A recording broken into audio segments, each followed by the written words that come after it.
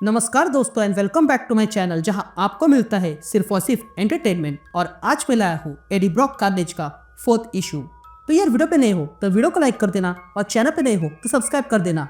और साथ ही मेरे चैनल पे ज्वाइन बटन स्टार्ट हो गया है तो आप वहां से ज्वाइन कर सकते हो। और उसी के साथ अब आप मुझसे व्हाट्सएप पर जुड़ सकते हो जिसका लिंक मैं आपको डिस्क्रिप्शन में दे दूंगा।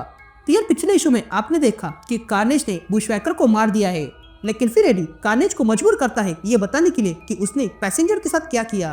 और तब कार्नेज उसे बताता है कि उसने उन सबको अपने हाइव में रखा है ताकि एडी लाचार होकर उनके लिए काम करे।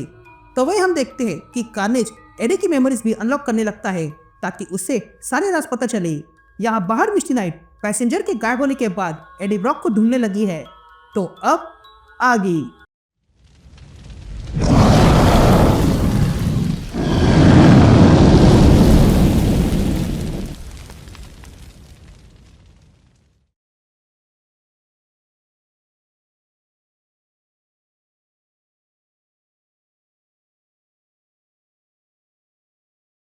ऑल राइट गैंग, तो इशू की शुरुआत में हम एडी ब्रॉक को देखते हैं जो शिकागो आ चुका है।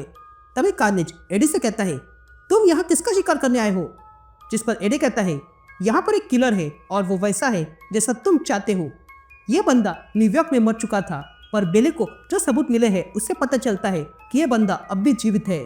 इस बंदे का नाम मूस है और ये आर्टिस्ट है और वो अपना प्रोफेशन सीरियसली लेता है। उसने स्ट्रीट पर कई सारे आर्ट्स किए हैं। वो अपने विक्टिम को मारता है और फिर उसके खून से पेंट करता है। ये सुनने के बाद कार्नेज कहता है, मुझे अच्छा लगा, पर तुमने कहा ये मर गया था ना? ये सुनते ही एडी दीवार पे देखता है जिस पर मूस को ड्रॉ किया गया था। और तब एडी कार्नेज से कहता है, हाँ वो मर गया था जैसे हम मरते हैं। यासीन शिफ्ट होती है और हम मिस्टी नाइट और वेनार्ड को देखते हैं जो बेली के पास आए थे। तभी बेली कहती है, क्या मैं लॉयर को बुलाऊं? जिस पर वेनार्ड कहता है, मजाक अच्छा था। तभी बेली कहती है कि जब एफबीआई दौर पे आती है तब सावधानी बरतनी पड़ती है। जिस पर मिस्टी कहती है, तुम्हें वाकई लगता है कि तुम्हें लॉयर चाहिए? जिस पर बेली कहती है, तुम दोनों के बैच देखकर मुझे लॉयर की आवश्यकता है। तभी मिस्टी कहती है, हाँ मैं एफबीआई के एब्रेंट क्राइम डिवीजन में काम करती हूँ, पर इसके लिए वेनार्ड ने मुझे बुलाया नहीं है। तभी बेली कहती है, तुम लोग यहाँ पर आए क्यों हो? जिस पर वेनार्ड बेली से पूछता है, क्या तुम एडी ब्रॉक को जानती हो? जिस पर बेली कहती है, हाँ मैं जानती हूँ और वो मेरे लिए काम करता है। और यह बात तुम लोग जानते हो क्योंकि मैं अपने पॉडकास्ट में उसे क्रेडिट देती हूँ। तभी वेनार्ड बेली से पूछता है, तुम एडी के बारे में कितना जानती हो? जिस पर बेली कहती है, मैं उतना ही जानती हूँ जितना कि उसके रिज्यूम पर था। एडी मेरे अंकल बारहवीं पश्किन के यहाँ काम करता था। वो वहाँ पर इन्वेस्टिगेटर जर्नलिस्ट था। मेरे अंकल ने उसे काम से निकाल दिया था उस गलती के लिए जो उसने की नहीं थी। मैं जब अपना पॉडकास्ट शुरू कर रही थी तब मैंने ऐड डाला था और एडी ने उसका जवाब दिया। वो काम का था इसलिए मैंने उसे काम पे रख लिया। वो मेरे पॉडकास्ट के लिए बहुत सारे केसेस लाके देता है। तभी वेनार्ड बेली से पूछता है, तुम अब जानते हो वो कहाँ पे है? जिस पर बेली पूछती है कि तुम ऐसा क्यों बोल रहे हो? क्या सब कुछ ठीक है? यहाँ हम एडी को देखते हैं जो रास्ते पर चल रहा था। तभी कार्नेज एडी से पूछता है, तुम क्या कर रहे हो? बस चलते हुए पेंटिंग देख रहे हो? तुम थक चुके हो। मैं चाहता हूँ कि तुम किसी को मारो, पर मैं तुम्हें मरता हुआ देखना नहीं चाहता हूँ। तो बताओ पिछली बार तुमने कब खाया था? यह कहते ही कार्नेज एडी से बाहर निकलकर पास के कूड़े में छुपे हुए एक चूहे को पकड़ता है और खा जाता है। यहाँ वेनार्ड बेली से कहता है कि हमें पता नहीं है कि एडी कैसा है, पर हम उम्मीद करते हैं कि तुम उसे ढूंढने में मदद करोगी। तो क्या तुमने उसे हाल ही में देखा है? जिस पर बेली कहती है, देखो मैं जर्नलिस्ट फैमिली से हूँ और मुझे 2 बातें पता है और वो है सवाल पूछना और अपने सोर्स की रक्षा करना। एडी एग्जैक्टली मेरा सोर्स नहीं है, पर हो सकता है, और इसलिए मैं सवाल पूछना चाहती हूँ और वो ये है कि तुम मेरे एम्प्लॉय को क्यों ढूंढ रहे हो? जिस पर वेनार्ड कहता है, तुम ओशनिक एयरलाइन फ्लाइट के बारे में जानती हो? ब्रॉक उसमें पैसेंजर था। ये सुनते ही बेली अपना फोन उठाती है और लॉयर को बुलाने लगती है। तभी बेली अपने लॉयर से कहती है कि एफबीआई मेरे दरवाजे पे आ गई है।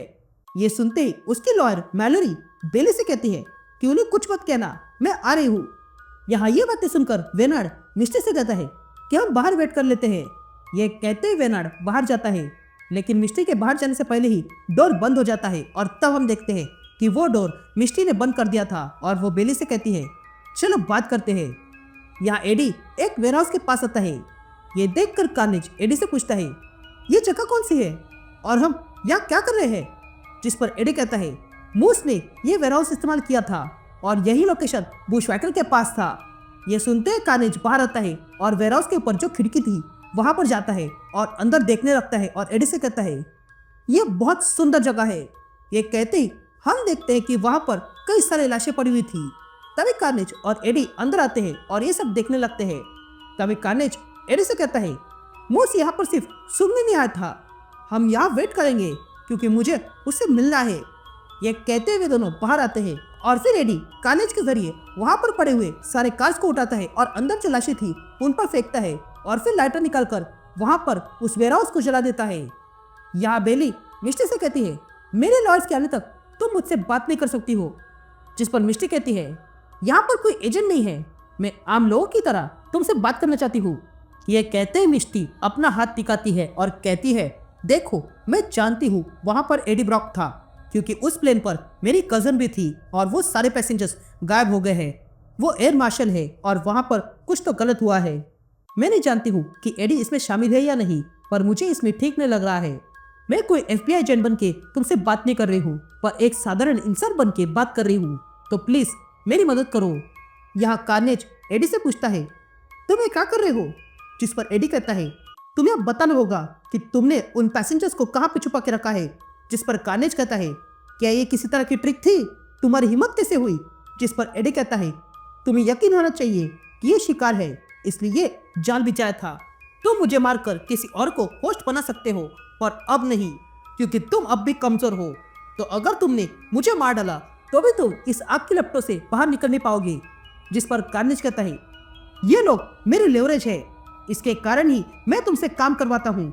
जिस पर एडी कहता है, अच्छा और कितने काम करवाए? यह कहते ही कार्नेज देखता है कि वहां पर आग की लपटें बढ़ने लगी थी। ये देखकर कार्नेज कहता है, मैं तुम्हें कुछ भी नहीं बताऊंगा, और जब हम दोनों मर जाएंगे तो उसके साथ साथ वे सारे लोग मारे जाएंगे। जिस पर एडी कहता है, अगर ऐसा है तो मुझे स्वीकार है। तभी कार्नेज कहता है, मुझे नहीं लगता कि तुम ये कर पाओगे, क्योंकि तुम्हें अपने बेटे को देखना है और चीजें ठीक करनी है। जिस पर एडी कहता है, हाँ मैं चाहता था, पर अब मैं मरने के लिए तैयार हूँ। अब फैसला तुम्हारे हाथों में है।